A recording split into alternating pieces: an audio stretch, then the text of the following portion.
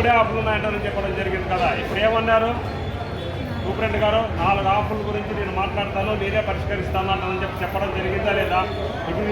ఇది అందరూ మన చెప్పండి, మీరు మాట్లాడండి. 4 ఆఫ్లు ఇస్తామనడం 3 చెప్పండి కదా. 5వ తేదీ ప్రతి నెల 5వ తేదీ పనిచేస్తుంటే కట్ చేశారు తప్ప, లేదంటే కమిషన్లు పట్టుకుంటాను తప్ప ఇప్పుడు విద్యార్థి కమిషన్ కాదా? చెప్పండి.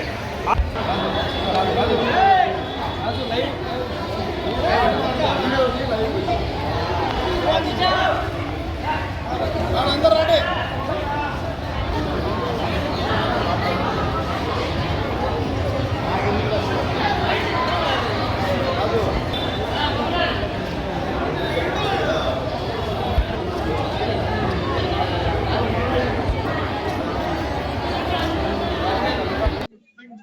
నా పేరు P Venkata Subbaiah, AP APCOS outsourcing employees federation రాష్ట్ర ప్రధాన కార్యదర్శి. గత 8 నెలల నుంచి ప్రభుత్వ హాస్పిటల్లో పనిచేస్తున్న శానిటేషన్ కార్మికుల సమస్యలు అనేకంగా ఉన్నాయి. వాళ్ళల్లో ప్రధాన సమస్య 50 సంవత్సరాలు నిండైన పేరుతో దాదాపు రాష్ట్ర వ్యాప్తంగా, రాయలసీమ వ్యాప్తంగా వందలాది మంది కార్మికులను కడుపు కొట్టిన ఘనత ఈ రాష్ట్ర ప్రభుత్వాన్ని, కూటమి ప్రభుత్వాన్ని. ఈ 8 నెలల కాలం నుంచి అనేక దఫాలుగా పోరాటాలు నిర్వహిస్తూ వచ్చాం. ఈ రోజు ఆ సమస్యలు పరిష్కారం చేయాలని చెప్పి పోయిన నెల 25వ తారీఖున రాష్ట్రంలో ఉన్న అన్ని ప్రభుత్వ డిపార్ట్మెంట్లలో ఉన్న హెడ్ ఆఫ్ ఇన్స్టిట్యూట్లకు సమ్మె నోటీస్ ఇవ్వడం జరిగింది.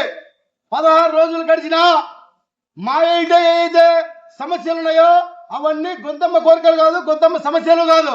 వాళ్ళు ఏదైతే అగ్రిమెంట్ ఉందో ఆ అగ్రిమెంట్ లో పొందుపరిచిన సమస్యలను మేము ప్రస్తావించాం, అయ్యే మాకు అమలు చేయమని చెప్పాం.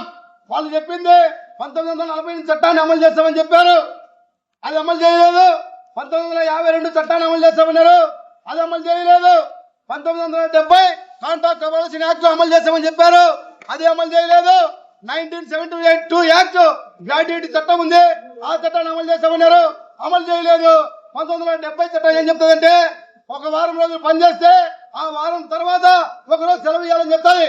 కానీ అగ్రిమెంట్ లో రాసి పొందుపరిచిన దాన్ని అమలు చేయకోకుండా చూస్తా నిమ్మకు నీరెత్తినట్టు వ్యవహరిస్తా ఉన్నారు. దాని కారణంగా ఈ 8 నెలల కాలం పోరాటం చేయడం వల్ల మన శనివారం రోజు రాష్ట్ర ప్రభుత్వం ఒక కమిటీని వేసింది. డిఎంఈ గారిని, అడిషనల్ డిఎంఈ గారిని. వాళ్ళు హాస్పిటల్ ప్రిన్సెస్ ప్రాంగణంలో చుట్టూ తిరిగి కార్మికులను అడిగి వారి సమస్యలు తెలుసుకున్నారు. దాంట్లో ఏదైతే 130 జీవో ఉందో దాని ప్రకారం 13,960 వేతనం ఇవ్వాల్సి ఉంటే ఇంతవరకు 8 నెలలు గడిచినా ఒక్క నెల కూడా సక్రమంగా వేతనాలు వేయలేదు.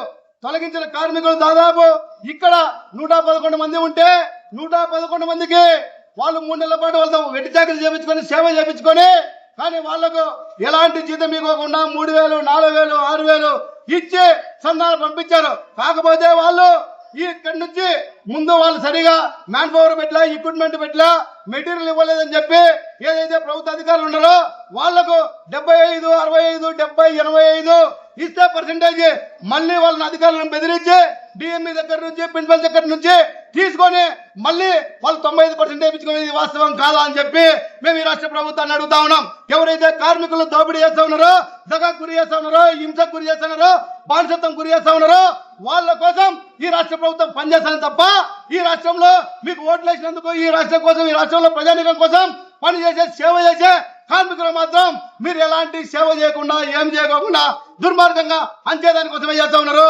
ఎలక్షన్లప్పుడు మాత్రం ఎవరైతే అధికారం లేకుండా ఉంటారో వాళ్ళు మాత్రం అధికారం, మేము అధికారం లేకొస్తే మీకు అవి చేస్తాం, ఇవి చేస్తాం అని చెప్పి మీ కాంట్రాక్ట్ వ్యవస్థను రద్దు చేస్తాం, ఆప్కాస్ వ్యవస్థను రద్దు చేస్తాం, దళారీ వ్యవస్థను రద్దు చేస్తాం, మీకు ఖచ్చితంగా సమగ్రమైన వేతనాలు ఇస్తాం, పర్మనెంట్ చేస్తాం, మిమ్మల్ని అందరం మీకు ఇస్తాం, నెత్తి మీద కూర్చోస్తామని చెప్పి దాదాపు 3 అంతస్తుల మేడ మీద తీసుకునే ఓటర్లను కూర్చోబెట్టారు, కార్మికులను కూర్చోబెట్టారు.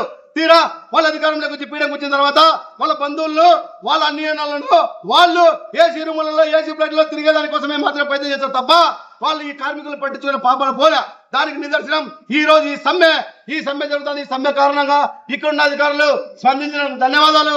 వాళ్ళు మేము 4 డేలు ఇస్తాం, 10 నెలల 5వ తారీఖున వేతనాలు వేస్తాం, అలాగే పిఎఫ్, ఈఎస్ఐ సమస్య ఏదో దాన్ని పరిష్కారం చేస్తాం, 138 ప్రకారం 38 జీవో ప్రకారం ఏదైతే 13,960 ఉందో అది ఖచ్చితంగా అమలు చేసేట్టు చేస్తాం. మీరు తక్షణ సమ్మె విరమించండి అని చెప్పడం జరిగింది. వారికి ధన్యవాదాలు. ఆగిన అమలు కాకుండా మళ్ళీ దశ సమ్మెలోకే వెళ్తామని చెప్పి తెలియజేస్తూ ఈ అవకాశం ఇచ్చిన ధన్యవాదాలు కామ్రేడ్స్.